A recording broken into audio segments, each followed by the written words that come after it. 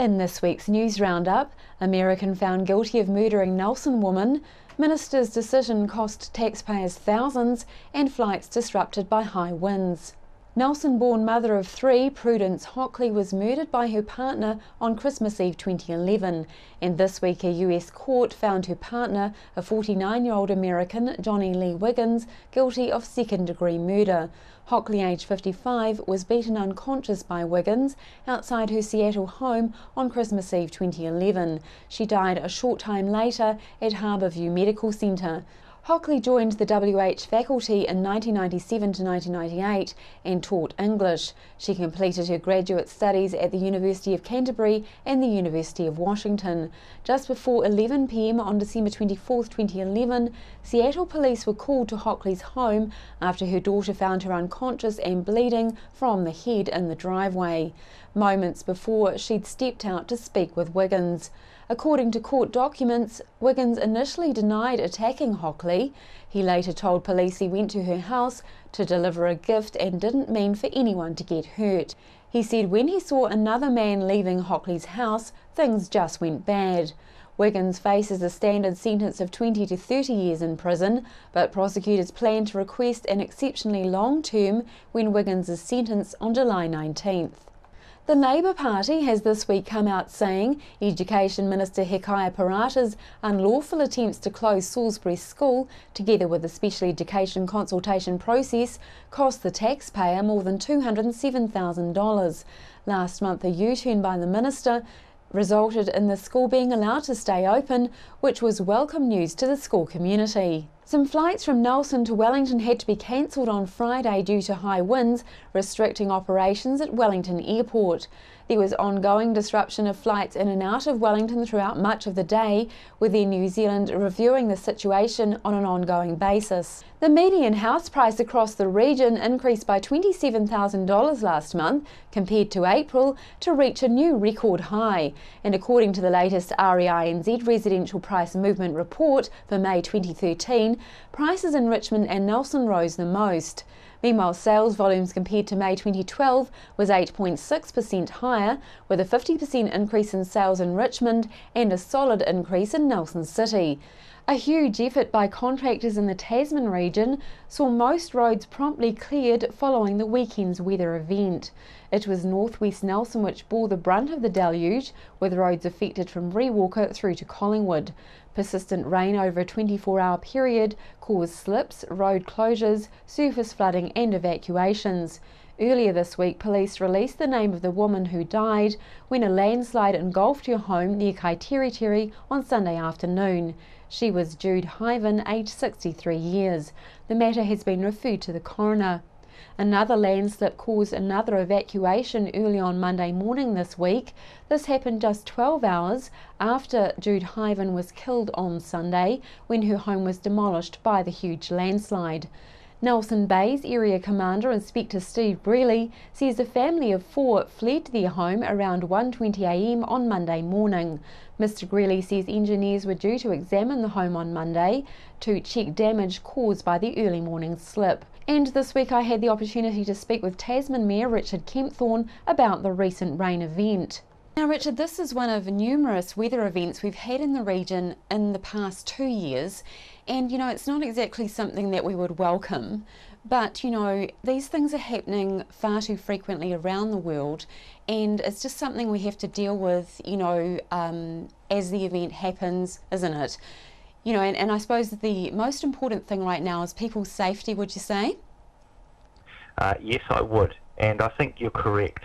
We've seen a number of severe weather events in Tasman District. We had one in the Ariri, we had in December 2011, we had those extremely heavy rains on the eastern foothills of Nelson and Golden Bay, and that caused significant slips. We've had April the 21st of this year in Richmond Stoke. We've had this weather event just gone in Rewalker. We've had other weather events down in the Murchison and Shenandoah area. So we are seeing quite a number of extreme weather events, and I think the most important thing is that when they hit, that we're prepared for them, and we do get warning, and people can link into the council's information to get weather watch warnings when they're coming through. And then, so we need to make sure people are safe when the event is occurring, and afterwards we need to clean up and recover as quickly as possible. Yes, and in this one in particular, you know, we've had the tragic loss of a woman's life, and obviously no one wants that to happen, and it's, you know, no one's to blame. But there, you know, there is a family right now, I believe, that have been evacuated due to a slip which was nearby Jude Ivan's home, and you know, I guess their safety is the most important thing right now, isn't it? Yeah, absolutely. And wherever we are in the district, if we're living around sloping hills, and particularly in the separation point granite area, it can be unstable. It can last for years. I've heard people comment that it might sit there for 1,000 years, and suddenly with a heavy rain event, it might be a particularly heavy bit of rain in that area, and there may be a slip. So the fact is, these things do happen. It is tragic that a woman lost her life in the Maraho area, and we really feel for her family and friends, her neighbours, and the community she was in. But none of us are immune to these things when they happen. No. So what would you say to people out there that maybe do feel unsafe? Oh, I think what people can do is, if they do feel unsafe, they could come in to the council and just have their property file reviewed, where they're living, what sort of soil they're on, do they have flooding issues, having a look at hazards and risks, and there is information available that people can just be comforted. If they do have hazards and risks, I think it's really important that property owners think, what do I need to do to take care of this risk so that we're not living in a risky situation or an undue risk. Now, I'm sure that Council's doing everything it possibly can within its financial means to be able to prepare for these events. What contingency plans, you know, are you planning for the future? Because obviously these weather events aren't going away. A couple of years ago, we increased the amount of money we've been putting aside each year into Tasman District Council's disaster fund. And what we expected at the time is that if we didn't have any more disasters, that would gradually build up. The reality is that we have continued to have some significant events, which means we've needed to draw down on that money. So we haven't actually got ahead, but we have been putting aside for this sort of event. When it occurs and the council expends money, there's also the civil defence nationally that can contribute under certain circumstances, and also the New Zealand Transport Agency when it comes to cleaning up roads. So we do have government assistance, but it certainly does come back, and it does take ratepayers' money to help the district recover and clean up after an event. It's a lot for one district to bear all this, but it's really important that the community, you know, works together on this one. Yeah, it is, and I think one of the things I've noticed is our communities are extremely resilient. People are prepared after an event to say, most people are very happy to say, this is a terrible thing that's happened, what do I need to do in my situation? And what I would like to think is that we all are prepared to help our neighbours or help those around us, and when something happens to someone, that we pitch in wherever we can to help them recover. Fantastic. Thanks for your time again today, Richard. Meanwhile, it was devastation for the owners of Golden Bay tourist attraction Anatoki Salmon, who are fighting to salvage the remnants of their freshwater salmon farm after a large landslide wiped out the main farm on Sunday afternoon. Nelson Mayor Aldo Michio has achieved internet celebrity status in Brazil through social media platform Twitter after establishing a connection with internationally renowned Brazilian bloggers Jovem Nerd. Translated in English as Young Nerd, the superstars responsible for managing the award-winning Nerd website met with Mayor Michio in Nelson as part of a nationwide tour organised by New Zealand Maori Tourism and Education New Zealand. Michio says his Twitter page, @Michio4Mayor, grew by over 1,000% after featuring on Jovem Nerd's Nerdcast, which broadcasts to over 10 million people each week. Yeah. So you've achieved internet celebrity status pretty much overnight in Brazil through social media platform Twitter. Yeah, that's quite correct. I mean, celebrity status, not too sure, but definitely I've got a big following there. I hosted at the request of New Zealand Tourism a TV show that came to Nelson from Brazil, an internet TV show, and I was featured on it. 2.5 million people viewed it. It's 10 million followers, and virtually overnight, the Twitter account's gone crazy, Facebook's gone crazy, and they're sort of, I guess they're looking to me as sort of like they wish their political system in Brazil was more like our political system here. So I think it's great that there's a young, energetic mayor, doing good things for his city, where in Brazil they've got all sorts of issues and problems with their current political system. So yeah, so there's even talk that they're thinking about having a weekly spot for me on the show, where I go in there and answer questions about how politics work in New Zealand. In terms of how that relates to our relationship, with Brazil, from Nelson, what are the implications there? Well, it's actually bigger than what we realise, because New Zealand's doing a big push into Brazil for tourism, and we are quickly becoming the lead town in Brazil where people want to go to. So in terms of education, English learning, because part of the trip and TV show was about places to learn English. So straight away, Nelson's going to be front and centre for all the dollars that the government's putting into the Brazil marketing initiative. Nelson is going to be front and centre. So hopefully in the next 5-6 months we should see an influx of Brazilians here. Fantastic, sounds great. The Machines of the Roman Empire was an expensive exhibition to bring to Nelson's museum, costing more than just a Roman arm and a leg. However, the risk has paid off, and we spoke to Nelson Provincial Museum CEO Peter Millward about it and what he has lined up for us next after the Romans have gone. Peter Millward, the Romans, they've come, they're here, but they're going soon. Seems impossible, doesn't it, to think that they've been here 12 weeks, with just over a week to go. This is an amazing exhibition, and it's actually been quite an expensive one to bring here. Has it paid off? Yes, I think by the end of next week we'll have covered our major costs, and you can't ask for a lot more than that, can you, really? Look, what I love about this exhibition is how it's so interactive. Have you found that people have really warmed to that kind of exhibition? Yes, we know from past experience that visitors love the opportunity of actually doing things, and I think probably one of the highlights for me was a visit of almost 20 blind people yesterday, and they came with their friends and family, some of them. I don't think there was a guide dog there yesterday, but we do often have them, and these people explored the exhibition with their hands, and of course the exhibition just lends itself perfectly to that. It was a wonderful afternoon. The whole exhibition really appealed to them. There's nothing complicated about the machines really, because they are, after all, and were made of timber, with small bits of steel, and brass and copper and bronze and things would have been used as well. So it's been marvellous. I mean, another group who seemed to appreciate the exhibition for what it was the carpentry students from NMIT. And of course they were looking at the models in terms of building scale models and the actual timber that was used as well. Yeah. And finally this week we caught up with the Dreammaker wedding competition competitors at Founders Park, where the challenge was again a role reversal situation. The title of this challenge was The Mannequin. The bride's brief was to design and make a wedding dress on their mannequin husbands-to-be.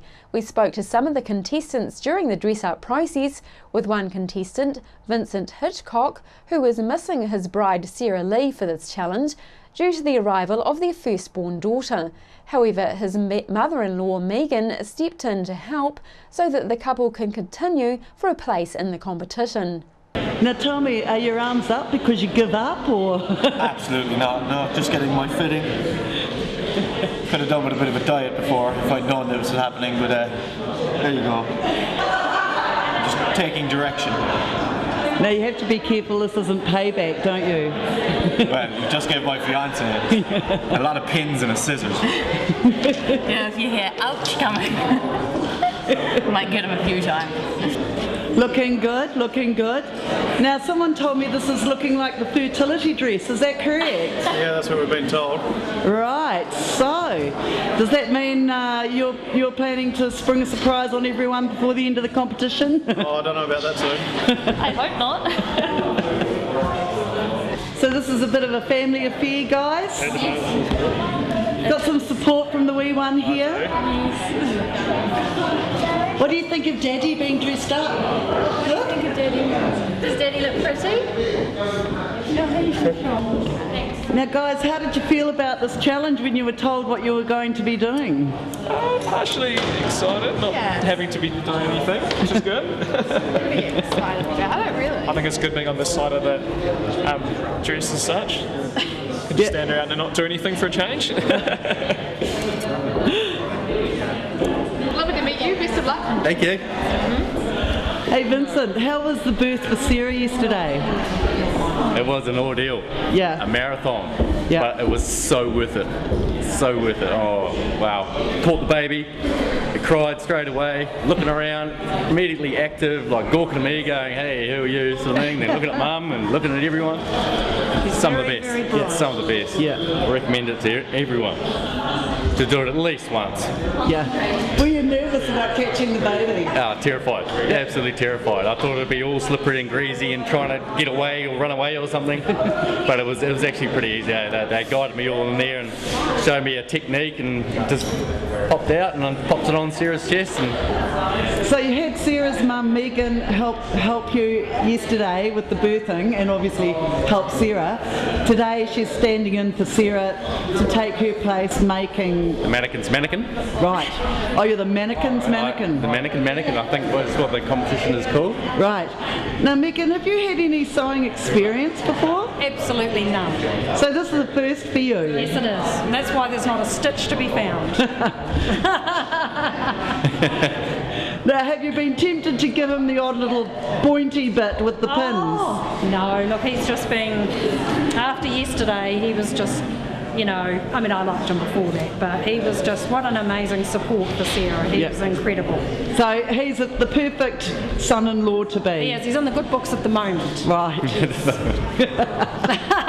Long may that last. Oh, well, don't flash those legs around, you might get in the bad books. And we also caught up with the competition organiser Terry Everett and former Rome clothes designer Don Robertson from ICE at the challenge. But Terry, this looks like a fantastic event again today. The bride and groom. What is the actual title of this particular challenge? Oh, this one's called The Mannequin. Yeah, we've tried to get some good titles just to kind of get them thinking about what they're doing, and yeah, this one's probably the most fun activity we've had so far. I mean, it's just hilarious, but at the same time they've got complete concentration on what they're doing, you know, and they're really bringing out some amazing creations. I'm really surprised. Right, now there's some excellent designing opportunities going on here, and the guys are playing along really well. They're just, these 5 couples are just amazing, and they're going to have beautiful marriages because they're all working so well together, and the men are just completely engaging themselves in this challenge, which we thought they would be a little bit shy about and feeling a bit silly, but no, they're excelling themselves once again. Right, well we've got one couple sort of has kind of been a split for this particular challenge, and we've got Vincent now with the helping hand from his mother-in-law to be. That's right, yes, which is great because it means he's still in the challenge, and Sarah Lee obviously would have been really disappointed if they hadn't had that opportunity, and again very entertaining, so that's fantastic. Yeah, we're really pleased, and I would love, you know, to congratulate them both on Madeleine. It was just fantastic that, you know, we've had that bit of extra excitement in our whole promotion. Yeah, it's a very novel way to be running this event with the baby popping up in the picture as well, and no doubt Now, no doubt we'll get to see what the beautiful baby looks like in time, but Vincent has thrown himself right in, boots and, well, let's say jandals and all. Now, all the guys, look, there's some fantastic creations here. I am amazed at the creativity going on and the cooperation shown. It's a good sign, isn't it? Oh, it's fantastic. I really want to be parading them through Nelson, actually, because that would get some interesting things happening, but I'm just blown away with what they're doing. They're fantastic. They've all been real good sports. Terry, what's next after this? Well, we've got, I can't kind of tell you exactly what the things are, but next Tuesday there's going to be another one which everyone needs to listen to on the radio. It's going to be quite hilarious. And then on the 27th will be the big finale. So that's one that we hope some of the listeners will come and join us with on the actual day. The radio will tell everybody what's happening, and Facebook too. We've got the More FM Facebook or my Facebook, and we'll keep everyone informed of where to be and what to do next Thursday. So that's the Dreammaker Facebook page. People can go there and check it out, or More FM. Yes, absolutely. Yep. Well, good luck, Terry. It looks like it's going to be a great day. Are they going to parade around Founders? Oh, looks like... I think they are. Looks like Vincent's out the door. Looks like he's setting the trend. Yes. Yeah, no, that'd be fantastic. And the sun's come out once again. Every challenge we've had, the sun's come out, which is just amazing, isn't it, when we've had all this rain. So there's hope for everybody. Donna Robertson of ICE. Now, you're one of the businesses involved in this great promotion and competition. How are you finding the designing going on here? Absolutely hilarious watching these boys having to stand like stuffed shirts for a change. It's really cool. It looks really good. I love the sewing that everybody's putting in. Even though they're running out of time, they're going sort of so slowly, doing this little bit of detail, putting their heart and soul into it, hoping they're going to win. Loving it. There's some lovely, lovely energy here, isn't there? What about this little girl down here with the shawl around her? I know. She's obviously going to be a big part of the wedding. Yeah, exactly. No, the whole event is well sponsored and looking grand. Claire and Connor from More FM, really great to see you guys here. Obviously this is a big thing for More FM. How are you finding it? Oh, the Dreammaker Dream Wedding, it's been absolutely unbelievable so far. The challenge that we've put them through, you know, I kind of thought there was going to be a lot of hesitation from some of the contestants, but every challenge, regardless of what we've thrown in front of them, they've gone boom, taken it and run with it. And as you've seen today, no exception, they're out there doing what they do, and might I say, doing it very, very well too. Some of the dresses are looking quite sharp. They are, and you know, the guys are playing along with this really well. I'm surprised that we haven't heard any ouches or ahs from the pins going in. It's interesting because I think the girls have taken the bull by the horns to a certain extent. In saying that though, there's quite a few comments that have come through from the guys, like, you know, maybe you should do this, could we try this, maybe this might work. So I think the guys are quietly enjoying themselves at the same time. Definitely enjoying it. Definitely enjoying it. Yeah, well, it's pretty good on a small budget, I'd say, considering some of the outfits are made out of curtains. If you ever needed a dress put together in a hurry, I'd probably quite happily come to any of these guys now. Yep. We'll watch out for you in a dress, then we'll know where it's been made.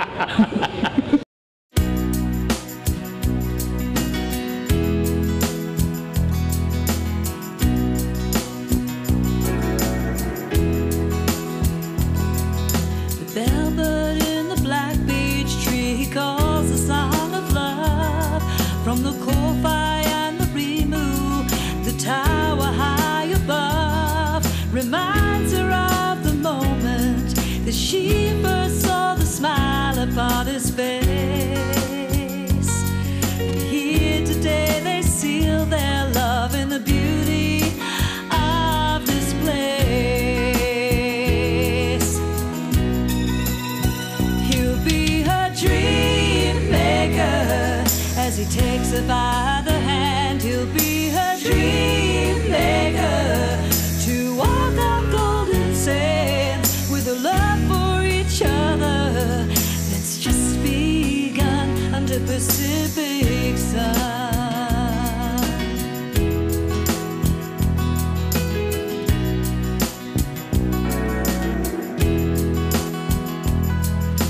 My time has flown. It does when you're having fun, and she can feel love's warmth.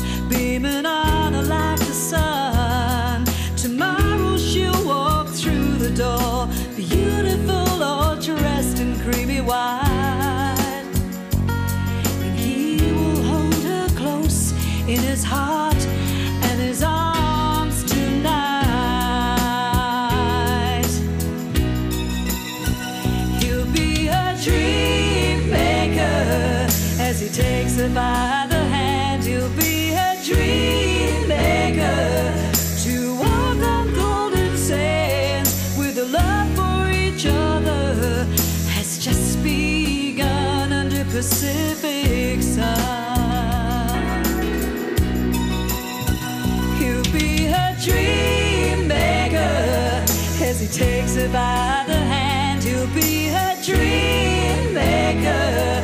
To walk on golden sands with a love for each other that's just begun under Pacific sun.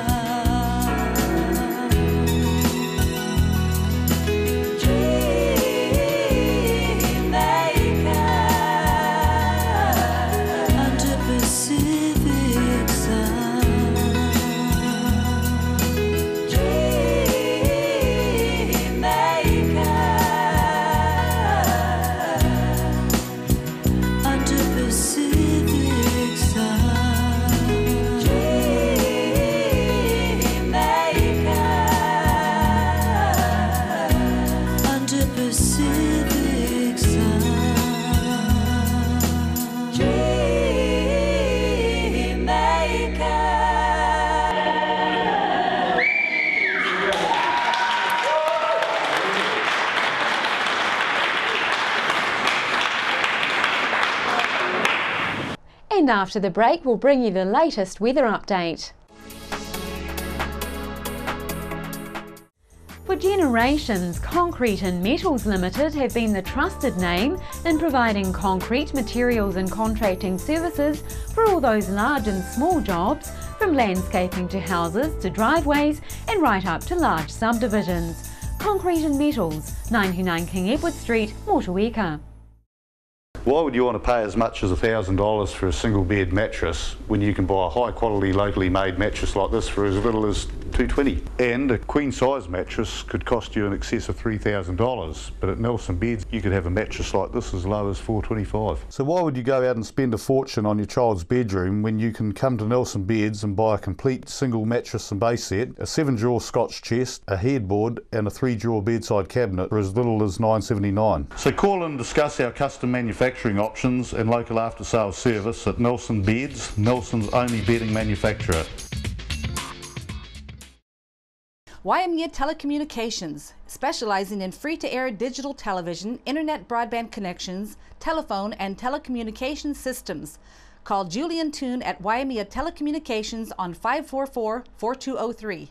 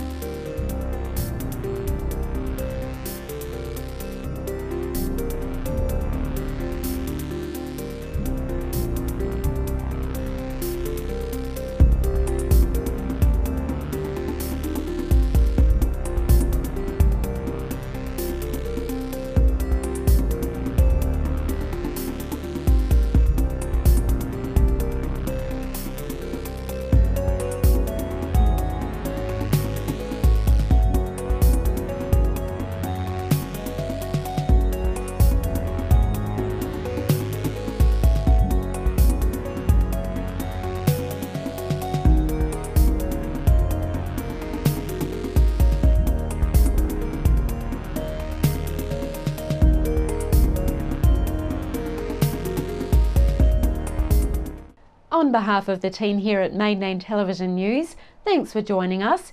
And just to let you know, the news team are taking a bit of a break. Some of us are heading away on holiday, but do stay tuned in and we'll get back to you soon as to when the news will be back on air. For now, have a great weekend.